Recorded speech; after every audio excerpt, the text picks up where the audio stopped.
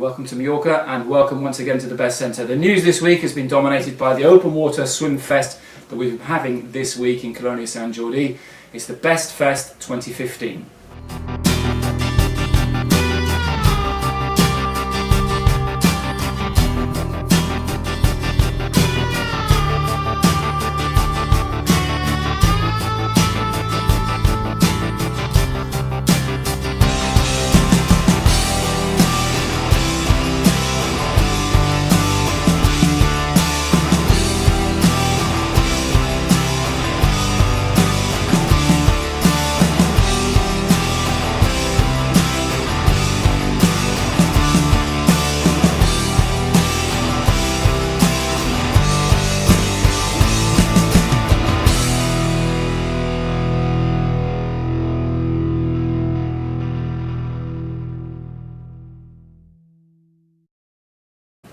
The Great Britain open water team have been here en masse this week, using this week as a race training both in the swimming pool and in open water. They've been practicing a number of things, and we get a chance to talk with Keri-Anne Payne and Jack Burnell, the winners of the 5-kilometre race that took place on day one of Best Fest.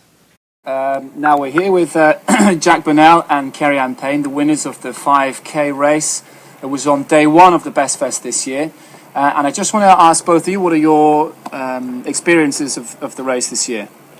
Well, for me, these races are a great opportunity to get to swim with the boys. So it's a girl and boy start at the same time together. So it's a really good chance for me to just try and stick with the boys and make it a really hard training session, because they are quite quick. When we got towards the end, I did lose the main pack. So, you know, the likes of Jack and Dan and those guys, I lost them. So it's a really good chance for me to really get involved with it.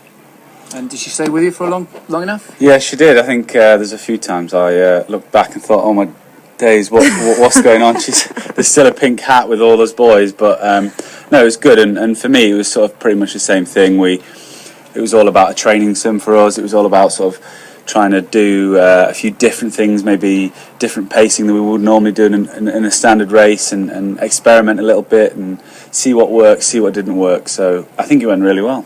How important, if you're talking about experimenting with things, how important is it that you can actually sprint, even though it's a 5k or a 10k race? Well, that's exactly what an open water swim is. The first half of the race is always really fast, and constantly throughout the race, people are making breaks for it, or people are sprinting to get towards the feeding station or towards a turn buoy. And then the last sort of 1,000 to 2,000 metres is almost just all-out sprint, what you have left. So we need that ability to change pace. Yeah, I mean, it's completely different to pool swimming. I mean, you know, in a 1500 or an 800, you can really pace yourself. You know, you can decide when you're going to go, when you're not going to go. Whereas in an open water race, it's absolutely key that you stay with the leading pack. You know, so if somebody decides to lead off at 3k into the race, they decide to put a really big heavy spurt in, you've just got to be able to go with that, and you have to adapt that in your training. So for example, we do a lot of stuff on the whistle, so as soon as the whistle goes, we have to go no matter what, even if we are tired and fatigued. It's sort of being able to go when it's just unpredictable, so there's no set time, there's no right at 1500 metres we're going to start to push. It's really about being adaptable to that and being ready to go when needs be. Some of these races are very close. The 5k this year had a very close finish. You were all the first 2 or 3 within a second or so of each other. And when we watch open water swimming, very often there's 2 or 3 swimmers coming in and trying to touch the pad at the same time.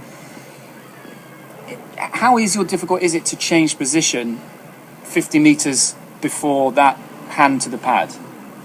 Yeah, I mean, for me, it's extremely tough in the last sort of 15, 20 metres, or even in the 100, 150 metres, because you are so fatigued. And with drafting being a massive part in open water swimming, when you are in that position, if you're sitting on someone's hip, I'd say it's nearly 40% easier to swim in that position. So if you're that fatigued and you're sitting on someone's hip, you can alter the result of the race within the last 15, 20 metres. And it's all about who wants it the most, to be honest. I mean, once you get in those last 15, 20 metres, it's who wants to get their hand on the wall will win the race. Yeah, I totally agree. I think in the girls' side of things, it's very similar. Drafting is a huge part of races now, and I used to be very much of the I want to go out and I want to lead from the start. There's still time for that. There's still moments for that, but in that last sort of 200-300 meters, it kind of depends on how the rest of the race has gone. If you've lost, say like Jack's earlier, someone's gone at 3k and you missed it and you had to work really hard to catch back up, in those situations it's really hard to change the outcome of a race. But like Jack said again, it's all about who wants it the most at the end. If you're swimming a 5 or 10k, and it is obviously easier to swim on someone's hip or in the slipstream, and if you watch the overhead you can see where these lines are, doesn't everyone know that? Who would want to be the lead swimmer in a race? I guess I'll take that one. Yeah, go for it. I mean, I used to love leading because it meant that I controlled the race, I controlled the pace of the race, I controlled where we went. I know that I'm a very good sighter, so I knew that I was swimming on a straight line. I think everybody else knew that as well. And it worked for me for plenty of years where, you know, I'd led right from the start all the way to the finish, and then on a couple of occasions it didn't work so well. So the rest of the world has now taken another step forward. Everybody's getting faster, everybody's training a little harder, training a little more. So for us now it's about kind of becoming the all-round open water swimmer. So that means swimming in packs, being able to lead, swimming around corners, doing everything that we possibly can do for open water swimming. Yeah, I mean, there's definitely advantages and disadvantages to every position in the open water race. You know, if you're sat behind the leader, yes, you're getting a draft, but then if you're in the last 10, 15 metres and you're behind them, it's hard to pass, you know. Rules about the lines that people are swimming in. If there are 3 of you coming in and 2 of them are closing out the middle swimmer, is that legal? Or does anything go? How do the judges decide these things? There's not really a rule in that. If you're the middle swimmer, you have to make sure that you're keeping your space. So you're either pushing shoulders with both of them to keep your position up, or you're just going to have to sprint a little further so that they can't do that. So generally, you'll know at which part of the race whether you want to be on the middle, on the outside, or the inside line. So it's part and parcel of it. If someone swims over you, yes, that should be sort of a red or yellow card offence. But if you're coming into the finish or around a buoy and someone's going one way and you're going the other way and you're in the middle, someone's in the middle, you just have to keep your position and see how you get on. Are you conscious of exactly where people are at any moment as you're coming in, either around buoys or at any point in the race, in fact, not just the closing 150 metres? Yeah, definitely. I think for me, a massive part of the race is being aware of everything that's going on around you. You know, it isn't like the pool. It's not a controlled environment. There is so many variables. So you have to be constantly assessing at every second of the race where people are, what current's doing, whereabouts you are in the circuit of the race, and to take all those things into consideration and then make a decision on where is best for you to be within the pack, within the race, what pace you need to be going. So it's a case of constantly assessing what's going on around you. Experience in this game is absolutely key. You know, I don't care how quick you are. Sometimes the much more experienced guys will beat the quicker swimmers purely from a tactical point of view, and if you haven't got that edge in your game, if you haven't got the tactical side to draw on, and what I call the little book of knowledge that you need to have in your head of different scenarios and different situations, then you will get caught out and it will get punished in a race like that. No matter how hard you try, no matter how many swimmers you throw in a pool, you know, it'll never replicate the endless sort of no turns, the waves and all that. It just doesn't replicate it. So it's more a case of being able to condition yourself for the race. That is the main aspect of the pool training, and then also to maybe react to unpredictable changes of pace, because that is definitely a key to success in water. Your change of pace and how rapid you can do that with it not impacting on your energy stores as much. So they're the two key things we focus on in training in the pool. You can see part 2 of this interview with Jack and Keri-Anne tomorrow. We also have with us Simon Griffiths, the editor of H2Open Magazine, and I've known Simon since we were county champions in freestyle and medley relays in the Gloucester counties back when we were 11 years old. Alright, so I'm here with Simon Griffiths, who is the founder and editor of H2Open Magazine. So Simon, thank you for coming over, and you're here to have a look at the Open Water Swimming Festival that we've got going on. What are your impressions so far? I arrived Monday. I did my first swim yesterday, and it was lovely. I really enjoyed it. I've never been in Mallorca before, so first time experience here. So it's just great to get out in the sea. It was really clear. It was quite bumpy yesterday, so it was quite a challenging swim, but that just added to the fun. Is this something you do as part of your job? Go and visit open water swims around the world? Around Europe so far. I'd like to get around the world, but I'm still waiting for the trip to the Bahamas that So if anyone out there wants to bring me to the Bahamas to review your swim, I'm happy to come along.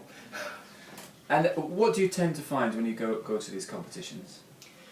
It's a whole mixture of things. I mean, one of the things I love about open water swimming is you get a whole range of abilities taking part. I mean, and I think here is particularly extreme because you've got the elites, you've got the British team here, and then you've got people of all ages who just love being out in the water. And I think it's just there's just something about being in open water that brings everybody. You can be on the start line with the elites and with people who are going to take 3 hours to swim 5k, and everyone's chatting together and sharing the same experience and enjoying it. What is it about open water swimming that has captured people's imagination? I think there's a number of things. Obviously, there's the inspiration side from the elites, but there's more than that. There's the Great Swim Series started in the UK, which encouraged people to come out and swim. There's the Outdoor Swimming Society as well in the UK, that just encourage people to get out. They've created a map showing people where people can go and swim. I'd like to think we've got something to do with it through the magazine, that we've tried to inspire people to swim and show them all the different possibilities. And I think from a participant, there's so much you can do with open water swimming that in addition to what you can do in a pool, I wouldn't say instead of, because a lot of open water swimmers also swim in the pool. But with open water, you've got cold water swimming, marathon swimming. You've got events like this where you can come and swim in the warm and enjoy the sea and swim at sort of medium distance. You've got exploration, you've got travel. There's just so much you can do with it as an activity, and I think that's really appealing. So why did you start the magazine, and what does the magazine do for the open water community? So I was working as a writer. I was doing some freelance work for one of the triathlon magazines, Triathlete's World, which isn't existing in print anymore. And while I was doing that, because I've always been a swimmer, I was writing articles about swimming for triathletes, and I realised that what the triathlon press was covering in terms of open water swimming was only a very, very small part of the whole sport. So I looked around, I saw there wasn't a magazine in that space, although there were 4 or 5 triathlon magazines. So I thought there's a space here for a magazine that covers not just that sort of wetsuited, racing, competitive part of getting to your bike as quickly as possible, which is what triathlon swimming is about, but something that celebrates the whole spectrum of activities in open water, from some of the things I was mentioning just now, from the cold water stuff to the long distance challenges to swimming the channel, to coming on holiday and enjoying swims in new locations. And that's something that the triathlon press wasn't covering at all. And there's a sort of different mentality with swimmers, I think, about not just doing the swim as quickly as possible, but getting in there and enjoying and celebrating the swim. Even if you're not competitive, I think there's still a sense among swimmers that they want to become better swimmers, and that's quite broadly defined. It's not just about speed, it's about swimming with better technique, it's about being able to go for longer distances, it's about being able to cope with difficult conditions or rougher conditions, being able to sustain yourself in colder water for long. So there's a whole spectrum of things about becoming a better swimmer that's not just about speed. And I think that's something that we've had a lot of positive feedback about. And some people are frightened of water, they may be frightened of the sea, the unknown. How do you encourage people who might want to take part to take the plunge? And I think you can start small with open water swimming, and I think that's one of the really nice things about it, is that you can, even if you don't like the cold, you can maybe try somewhere on holiday where it's warmer. If you're scared of long distances, there's events that cater for short distances. If you're scared of being a long way from the shore, you can do events, for example, river events where you swim close to the bank, so you're always close to the edge and getting out. I spoke to Mark Foster the other day, for example. He's obviously a fantastic swimmer, but he said, I'm nervous about being out of my depth. So even if you're a really, really good swimmer, there's nothing to be ashamed of in being nervous. You need experience, and as you get that experience, you get more confident. So start small, and then I think the other thing is to find other people to do it with, and Facebook is a great tool for that. There's lots and lots of groups on Facebook. If you could search for open water swimmers in your location, you will probably find a group. Get in contact. They're usually very friendly, and they usually take you along and take you out for a swim and look after you. Very good. Simon, it's great to see you. Thank you very much for coming. Thank you. And enjoy your time with us. Well, I hope you've been inspired by what you've seen. Best Festival will take place once again at the end of May next year. So enjoy the images, Enjoy the open water, and we'll see you next year.